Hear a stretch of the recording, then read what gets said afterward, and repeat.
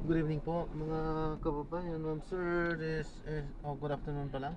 This is Jam, the Filipino channel, ang inyong pong lingkod. So today is April 26, 2026. At tayo ngayon ay papunta dito yan sa may San Jose del Monte Heights. San Jose del Monte Heights, dito sa may Muzon, San Jose del Monte, Bulacan. At dadalhin po natin sa may Esplanade, San Jose del Monte, sa may dulong bayan San Jose del Monte, Bulacan po yan. Okay, babalik po tayo mamaya konti po pag nakuha na po natin sila. Disclaimer lamang po, ang content po natin ay kalsada at hindi ang passenger. Kaya nga naman, sakasakali man po na may marinig kayo mga pangalan ng lugar, pangalan ng tao, pangalan ng organizations, government o private man yan, ay wala pong kinalaman ng channel na ito at wala pong pinapatungkulan. Lahat po na ang pinag-uusapan dito ay pawang dito lamang po yan sa loob at wala pong pinapatungkulan sa labas. Magbabalik po tayo mamaya konti pag nakuha na po natin sila.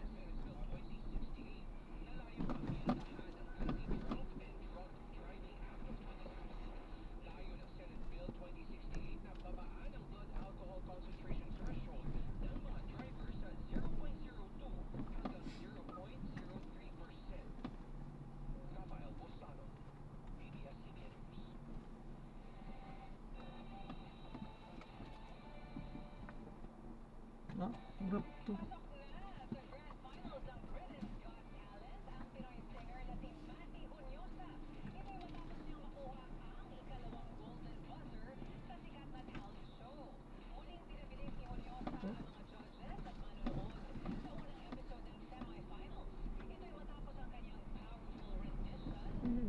Ano ba naman itong mga subdivision dito?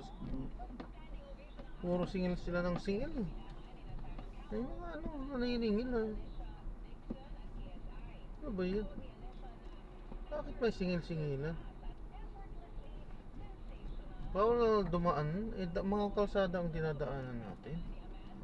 Kung ganyan ang mga katwiran nila na dahil sa private daw, kaya sila naniningil dahil dumadaan tayo. Oo, di saraduhan na lang nila at saraduhan din yung mga main road. Dahil private road yan, hindi naman government road. Anong tawag doon? Public road. O hindi sila kasama sa public. Di ba? Dahil private sila. Ano ba yan? O di saraduhan sila para hindi sila makalabas. Ganun ang nila, katwiran nila Pang private lang daw. O di sa public, hindi sila kasama sa public. Di ba? Ay nako.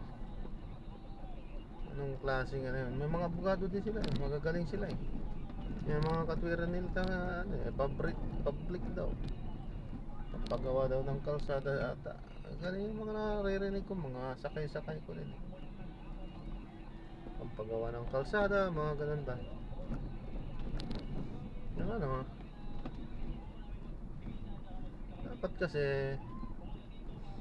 kapag alam mo ang gobyerno, ito opinion ko lang, may pagkukulang ang gobyerno kasi noon naman diretsuhang daan yan patungo sa mga kakabilang subdivision na yan. Inaano kasi ginawang business kasi yan dati, mga sakahan yan ginawang mga subdivision, business, ginawang mga bahay-bahay, business nga. Tapos mga kalsada, siyempre doon sa kabila wala tagusan, so tatagos ka doon, dadaan ka doon, wala ka ibang dadaanan, kulong ka.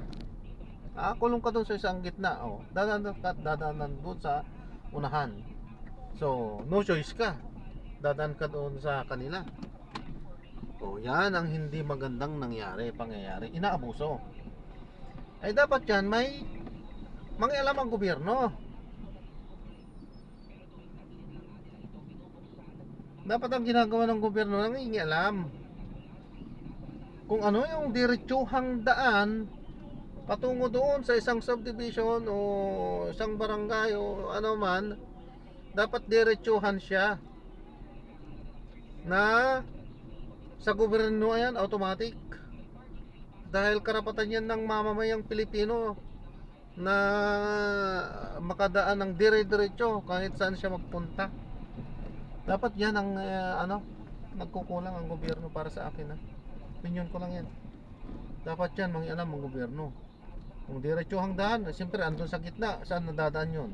Lahat dapat ng diretsong daan papunta doon hanggang doon sa main road. Automatic sa gobyerno yan. Lahat ng daan na yan. Ay, nakakapang init ng ulo, di ba? Dahil sa ganyang mga patakarang business ng mga subdivision na yan. Gobyerno naman walang pakialam. May pakialam lang kapag eleksyon. Nako. Kung wala mang power ang mayor, di iakyat sa tamang proseso. Kung saan mga layer ng gobyerno. Para sa akin, mayor. Kasi area niya yan eh, lugar niya yan eh. Kung hindi man, gobernador. Meron mo gobernador sa city. Wala yata, di ba?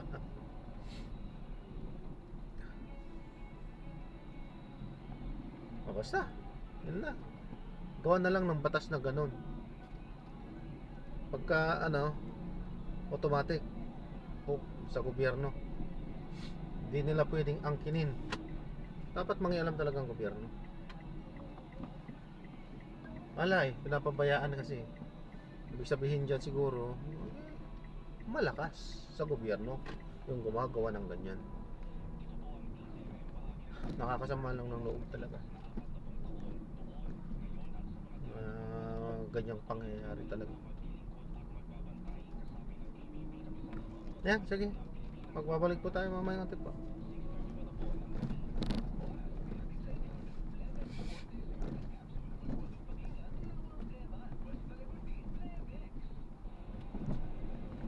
Pero nyo, sa ganyan ginawang business na ng bawat subdivision. No choice ka dadaan ka dun wala kang ibang dadaanan pagdaan mo lahat ng sasakyan sisingilin. Business, ang lakas ng business. Itong gobyerno naman walang pakialam sa mamamayang Pilipino na butante din naman yan, lahat naman yan. Dapat makialam ang national government dyan. Mga mambabatas, gumawa ng batas patungkol dyan. Pagka nasa loob, subdivision, dire-diretsuhan yan, dapat gumawa kayong batas. Dapat automatic yan, sa gobyerno yan. Walang mag-aangkin dyan. Karapatan ng bawat isang dumaan. Dito na tayo. Magagalit na ako eh. Isang arin lagi hanggang sa mga Kakadating na po. Ay, dumating din sa inyo? Dumalaw. Pero nagre-rent na po sila ng bahay. Dito sa Bulacan. Malapit lang po sa amin. Hindi natagalan ng Mindoro. Ang dating kami, di ba? Malayo din po kasi Kumbaga, madali naman yata. May trabaho naman yata. Diba? Ewan ko, silang dalawa. kuya ko lang po. Ay, yun ang babae na sa Mindoro. Hindi, nandiyan naman po. Pero kaya na lang po. Ay, siya na lang ang nagtatrabaho. Tapos si Hipag sa bahay. Moisem. Pino grocery na. 888. Alam mo po, yung sa highway? 888. Ito ang mga ng balwatin mga angkan ko. Napakababait. Hindi. Utang nila balibo. Papaputol pa yata yung kontador ko. 3 buwan hindi nagbayad.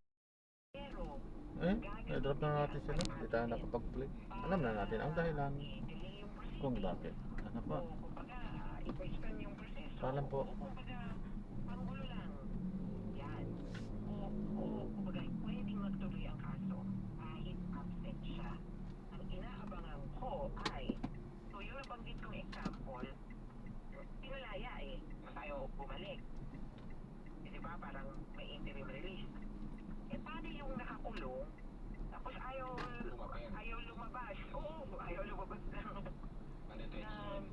nag-detention facility, ayaw maglakad.